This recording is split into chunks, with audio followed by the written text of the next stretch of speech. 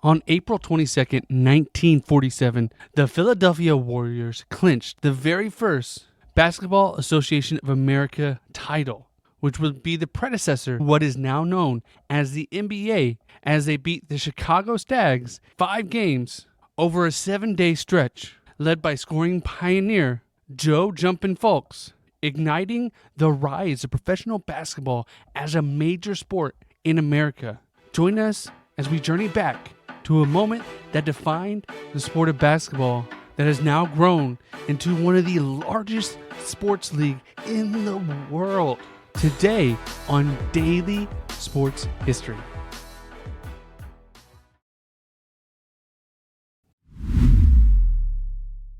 Welcome to Daily Sports History. I'm Ethan Reese, your guide, as you daily learn more about sports history, increasing your sports knowledge as we dive into the 1947 BW Championship, also known as the first NBA championship. So after World War II, America was really looking to get out. Sports was growing. Baseball was in an all-time high. Football was continuously growing. And hockey had grown in America and had built state-of-the-art arenas that would largely sit empty when they weren't playing hockey. So the owner of the Boston Gardens, where the Boston Bruins played, Walter Brown, saw an opportunity. Why not fill these empty seats with professional basketball? And on June 6, 1946, Brown met with a group of fellow arena owners and sports promoters in New York City, and they formed what was known as the Basketball Association of America, the BAA. And they had a very ambitious goal to create a league that could rival the professionalism and the popularity that the National Hockey League had, which was the largest indoor sports league at the time. Now, this included major arenas such as the Boston Garden, which we mentioned, Madison Square Garden, Philadelphia Arena, the Chicago Stadium, the Detroit Olympia, the Cleveland Arena, the Maple Leaf Gardens, as just to name a few. And they went on to name Maurice Adoloff as the president of their league, who was already the president of the American Hockey League, meaning he was the first person to be president of 2 professional leagues at the same time. Luckily, back then, the leagues were a little different and not as mainstream as today. Now, this wasn't the very first professional basketball league. The American Basketball League was founded in 1925, and the National Basketball League was founded in 1937, which operated in smaller cities and venues and sometimes even played in ballrooms and high school gyms. So it was a much smaller scale. But they wanted to bring this to the large scale. Now at the time, most of these arenas had capacity for almost 15,000 seating, with Madison Square Garden having over 18,000. So, and the thought was back then, which is very different than today, the more tickets you could sell, the more profitable your team could be. TV games really wasn't thought of. In November 1st, 1946, over 7,000 fans packed the Toronto Maple Leaf Gardens to watch the very first BAA game in history, where the Toronto Huskies hosted the New York Knickerbockers, better known now as the New York Knicks, in a nail-biter competition where the Knicks won 68-66.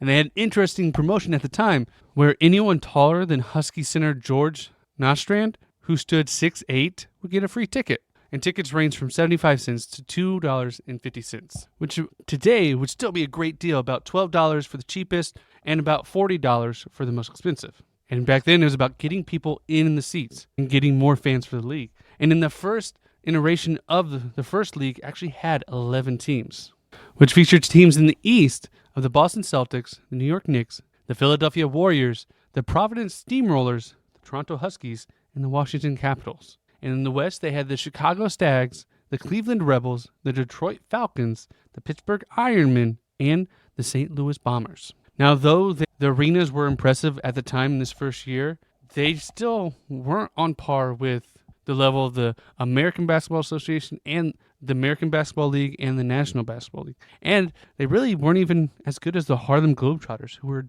a barnstorming league at the time. It took a long time for them to get the quality players that the other leagues had time to develop. But some of these teams did have a lot of good success and a lot of future Hall of Famers. The Washington Capitals were actually coached by Red Auerbach, who went on to become a legend with the Boston Celtics. and they led the league with 49 wins and outscored their opponents by nearly 10 points a game. Second to them was the Philadelphia Warriors, led by Jumpin' Joe Fulks, a 25-year-old rookie who was the league's first scoring champion with 23 points a game. Now, to understand this, 23 points, the Warriors averaged under 69 points a game. He averaged almost a third of their points, and he set the league record for the most points scored in a game on January 14th, 1947, at 41 points. Again, different era. This was before the shot clock, so scoring was a lot less down because you didn't have to shoot right away.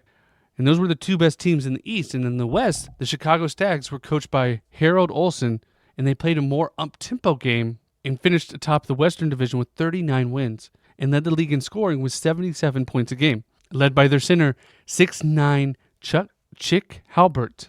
And yes, 6'9" back then was very tall, and your centers dominated the league, as George Mikan would do in the coming years in the NBA. Coming up just a game behind them was the St. Louis Bombers, who relied actually on defense to have success, led by Coach Ken Laufer, and they only allowed 64 points a game. But there were teams that struggled, as the Detroit Falcons and the Pittsburgh Ironmen both struggled, with the Ironmen having the worst record in the league with just 15 wins. Another change was passing and assists was something that was taken but not emphasized, as Ernie Calver of the Providence Steamrollers topped the league with averaging only 3.4 assists a game. It's a far stretch from today, where Trae Young led the league with over 11 assists a game. So we come into the playoffs, and this was a new format launched by the BAA, and it started on April 2nd of 1947, where 6 teams qualified, 3 from each division. And the format was unique because there were no byes,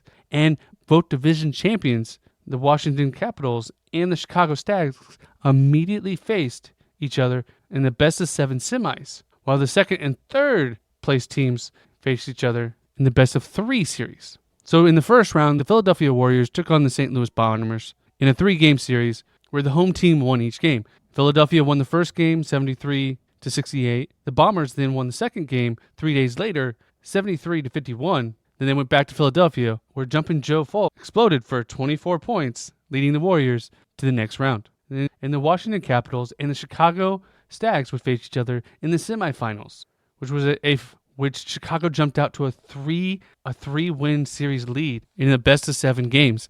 But Washington came back, winning 2 straight games in Game 4 and Game 5. But Game 6 was proved to be too much, as Washington closed out the series, winning 66-61. And then the other semifinal series was the Philadelphia Warriors versus the New York Knicks, where the Warriors would sweep the series easily, heading into the finals to face off against the Chicago Stags. So Game 1, the Warriors set the tone early, taking a lead in the first half 34-20, which back then, without the shot clock, when you had a lead at half, you could slow the game down tremendously and make it very hard for a comeback. But Jumpin' Joe Fulks erupted in the second half for 29 points, finishing with 37 points total, and 21 of his points coming in the fourth quarter, propelling them to a win 84-71, which was an offensive shootout.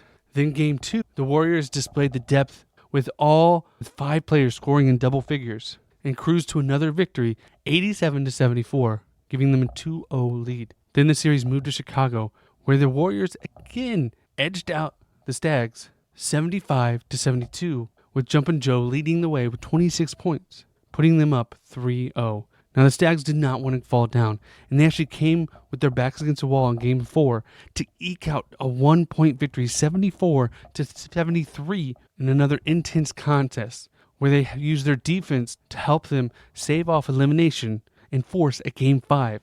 Now Game 5 saw the Warriors jump out to another early lead, but Chicago rallied back to tie it up at 80 in the final minutes. With the championship on the line, Howie Delmar hit a jump shot to break the tie, giving the Warriors a lead, which they held on to win 83-80, securing the very first BAA championship, which would become the very first NBA champion. Now, Jumpin' Joe Fulks of the Warriors averaged 26 points a game during the finals, revolutionizing the game with his jump shot and his offensive versatility, and setting a record for the most points scored in a finals game at 37. And Howie Delmar, who hit the clutch shot, was a steady playmaker, averaging 10 points, and over 4 assists per game. Now, Max Zavlatsky of the Stags led Chicago with 15 points a game, but it wasn't enough to defeat the offensive firepower of the Warriors that they had that season. Now,